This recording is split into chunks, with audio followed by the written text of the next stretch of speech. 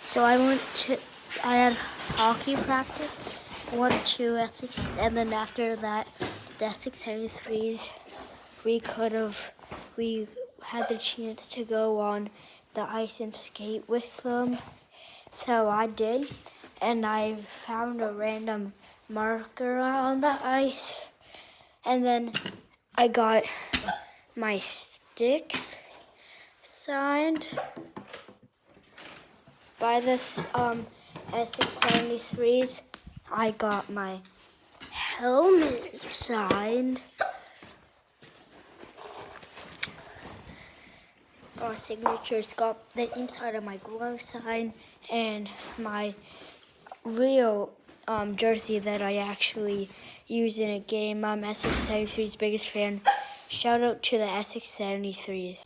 Hopefully my coach lets me use this jersey.